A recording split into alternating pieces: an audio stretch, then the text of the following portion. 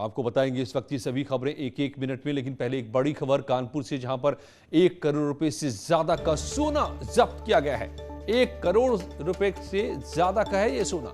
4 लोगों को इसमें हिरासत में लिया गया है। 3 किलो के करीब है यह सोना जिसे जब्त किया गया है। जीआरपी की टीम ने आरोपियों को सेंट्रल स्टेशन से पकड़ा। आरोपियों के पास से सोने के बिस्किट और गहने जब्त किए गए हैं।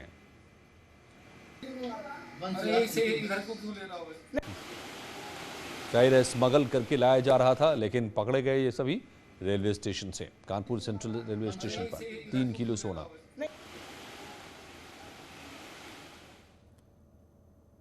और अब खबरें एक एक मिनट में। 2022 में होने वाले विधानसभा चुनाव के मद्देनजर आम आदमी पार्टी यूपी में मतदाताओं को लुभाने में जुट गई है। पार्टी ने ऐलान किया है कि अगर यूपी में आम आदमी पार्टी की सरकार बनी तो सरकार बनने के 24 घंटे के अंदर सभी घरेलू उपभोक्ताओं के लिए हर महीने 300 यूनिट बिजली फ्री देने का ऐलान कर दिया जाएगा। दिल्ली के डिप्टी सीएम मनीष सिसोदिया ने कहा कि यूपी में लोग बिजली का बिल नहीं चुका पा रहे हैं और कई लोगों ने बिजली के बिल के चक्कर में सुसाइड तक कर लिया था।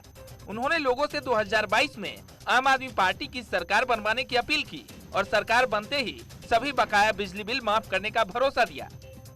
6 महीने बाद जो चुनाव होंगे उसके बाद आम आदमी पार्टी की सरकार बनने पर 24 घंटे के अंदर अंदर उत्तर प्रदेश में घरेलू उपभोक्ताओं के लिए 300 यूनिट बिजली फ्री कर दी जाएगी। 24 घंटे के अंदर अंदर हर एक किसान के लिए, खेती के लिए बिजली फ्री कर दी जाएगी। देखिए, ऐसी घोषणाएं जो पूरा ना कर सकते, ये लोक लुभावन तो घोषणा है, पर ये होगा कैसे, लाएंगे कहां से? जनता भी इस बात को महसूस कर रही है।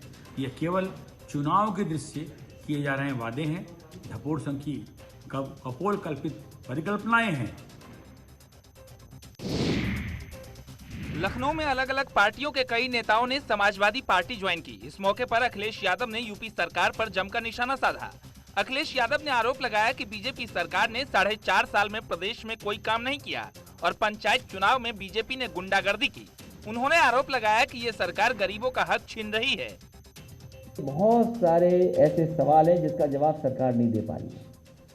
किसान बर्बाद, नौजवान के हाथ में नौकरी रोजगार नहीं, व्यापारी दुखी, व्यापारी परेशान। इतना अपमान, इतना अत्याचार, अन्याय कभी नहीं हुआ होगा जितना इस सरकार में हो रहा है। अखिलेश यादव ने खराब लॉ एंड ऑर्डर के बहाने भी सरकार को घेरने की कोशिश की।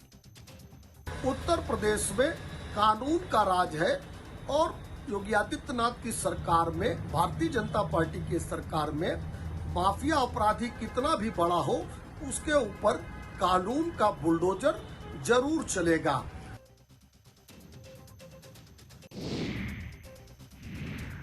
केंद्रीय मंत्री गिरिराज सिंह आज लखनऊ पहुंचे, जहां उन्होंने यूपी के कई विभागों की समीक्षा की। इस दौरान गिरिराज सिंह ने कहा, आज पारदर्शिता के लिए डिजिटलाइजेशन जरूरी है, जिसको देखते हुए अब यूपी में जमीन की खरीद फरोख्त और रजिस्ट्री रिकॉर्ड सब डिजिटल होंगे, जिससे खेती किसानी भी डिजिटल हो जाएगी और इस डिजिटलाइजेशन से देश की सूरत भी बदलेगी।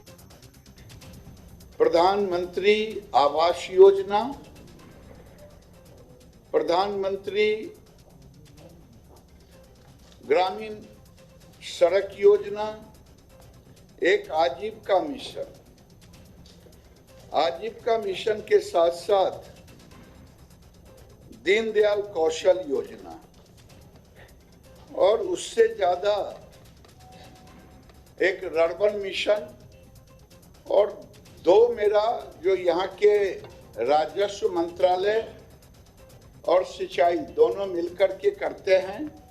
पंचायती राज विभाग, भारत सरकार, गांवों का डिजिटल से स्वामित्व, उनको मालिकाना हक देना। मुरादाबाद से एसपी सांसद डॉक्टर एसटी हसन ने दिल्ली पुलिस के स्पेशल सेल की ओर से पकड़े गए आतंकियों के यूपी कनेक्शन पर कहा है कि ये बहुत संवेदनशील मुद्दा है। अगर ये वाकई आतंकी हैं तो इन्हें कड़ी से कड़ी सजा मिलनी चाहिए। देखिए, ये बहुत सेंसिटिव इशू है और देश की सुरक्षा से जुड़ा हुआ है। अगर ये वाकई आतंकवादी हैं तो इन्हें कड़ी से कड़ी सजा मिलनी चाहिए। ये फैसले हमारी अदालतें करेंगी। हम तो सिर्फ इतना कहेंगे कि ऐसा नहीं होना चाहिए कि लोगों की 15-15, 20-20 साल जेलों में कट जाएं और आखिर में बाइज्जत बरी हो जाएं। ये काम नहीं होना चाहिए। बुनियाद बातें हैं ये सब, ये कोई गांव के झगड़े रामलाल श्यामलाल के खिलाफ लिखाने वाली झूठी एफआईआर नहीं है। ये बरसों की मेहनत के बाद, सर्विलांस के बाद, बहुत सारे एविडेंस कलेक्ट होने के बाद ही पुलिस दबिश देती है, एजेंसी दबिश देती हैं और अदालत में उनको पेश किया जाता है। पुलिस कस्टडी रिमांड भी उनको मिला है और पर्याप्त एविडेंस होने के बाद हाथ डाला है। बड़ी खबर बता रहे हैं आपको, विराट कोहली छोड़ेंगे कप्तानी। T20 वर्ल्ड कप के बाद छोड़ देंगे कैप्टनशिप विराट कोहली। बड़ी जानकारी इस वक्त निकल के आ रही है। T20 वर्ल्ड कप के बाद कप्तानी छोड़ देंगे विराट कोहली। कोहली ने कप्तानी छोड़ने का ऐलान कर दिया है।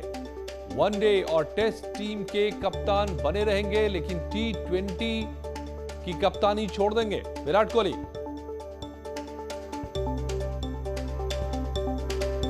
यह आखिरी वर्ल्ड कप होगा T20 का, विराट कोहली का। इसके बाद T20 की कप्तानी ही छोड़ देंगे। तो विराट कोहली की कैप्टनशिप में ये आखिरी T20 वर्ल्ड कप में खेलेंगे बतौर कैप्टन, लेकिन उसके बाद कप्तानी छोड़ देंगे T20 टीम इंडिया की विराट कोहली खुद ऐलान। यूपी के डीजीपी मुकुल गोयल ने प्रदेश में आतंकियों के स्लीपर मॉड्यूल के खुलासे को बड़ी कार्रवाई बताया है। उन्होंने कहा कि दिल्ली पुलिस स्पेशल सेल और यूपी एटीएस ने बेहतर तालमेल से आतंकी कनेक्शन का खुलासा किया है। डीजीपी ने कहा कि यूपी के अलग अलग शहरों से 6 आतंकियों की गिरफ्तारी के बाद इंटेलिजेंस एजेंसियों को और ज्यादा एक्टिव कर दिया गया है। उन्होंने कहा कि पकड़े गए आतंकियों की रिमांड लेकर पूछताछ जारी है। ये एक बहुत ही महत्वपूर्ण कार्रवाई हुई है और इसमें तमाम सुरक्षा एजेंसियां, दिल्ली पुलिस और यूपी पुलिस ने एक तालमेल बिठा के इन लोगों को पकड़ा है। इनसे पूछताछ जारी है और हमें आगे और सफलता मिलने की उम्मीद है। बाकी आगे आने वाला समय चुनौती से भरा है और हमें इस तरह के लोगों से सजग रहना है। राम जन्मभूमि मंदिर निर्माण के पहले चरण का काम लगभग पूरा हो चुका है। अब तक रामलला के मंदिर निर्माण के लिए बुनियाद की 47 लेयर भरी जा चुकी है और एक लेयर मौसम साफ होते ही भरी जाएगी। दूसरे चरण के काम को 2 महीने में पूरा करना है। इसमें अब चबूतरे पर पिलर रखे जाएंगे। उसके बाद जमीन के ऊपर एक और चबूतरा बनाया जाएगा। बता दें कि मंदिर निर्माण का लक्ष्य 2023 में पूरा करने का रखा गया है, जिसके बाद रामलला विराजमान हो जाएंगे और अयोध्या आने वाले दर्शनार्थी रामलला के दर्शन कर पाएंगे।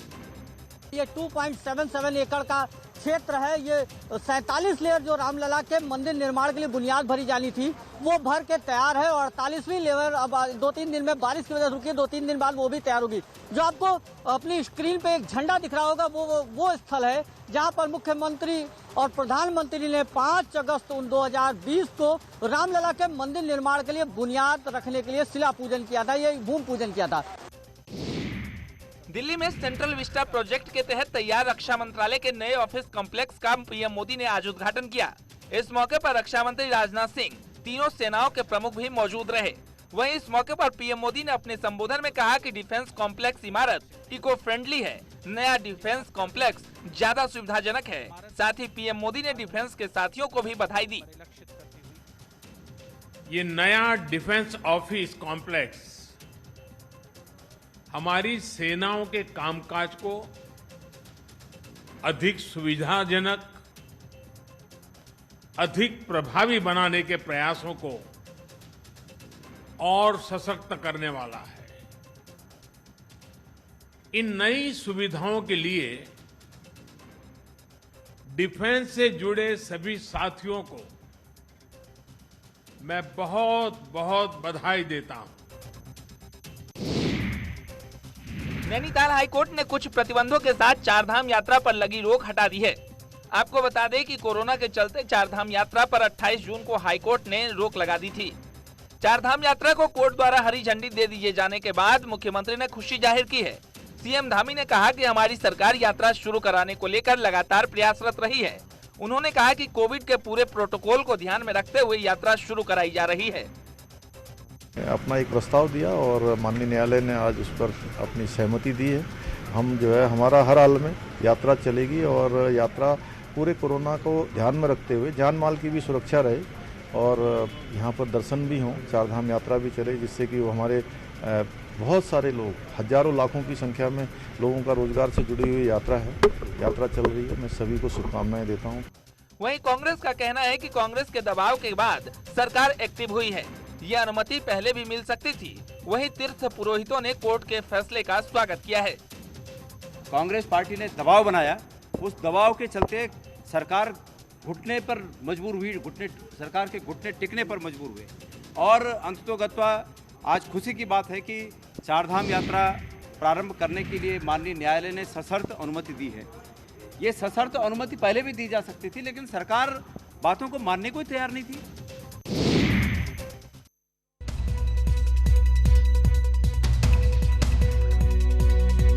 मौके पर देश भर में गणपति की स्थापना की गई, लेकिन गणपति की सबसे अच्छी मूर्ति देखने को मिली हरिद्वार के गीता भवन में। यहां भगवान गणेश वैक्सीनेशन के लिए लोगों को जागरूक करने की सीख देते नजर आए।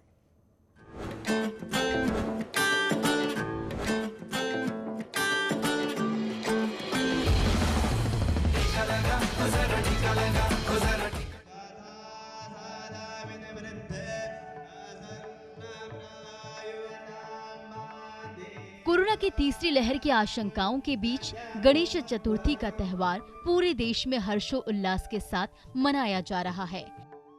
हालांकि कोरोना प्रोटोकॉल की पाबंदियों के बीच श्रद्धालु तमाम एहतियात बरत रहे हैं, लेकिन त्योहारी मौसम की शुरुआत के लिहाज से लोगों में अब भी जागरूकता की कमी देखी जा रही है और लोगों को इसी जागरूकता का पाठ पढ़ाने के लिए हरिद्वार में एक पूजा समिति ने अनूठा प्रयास किया।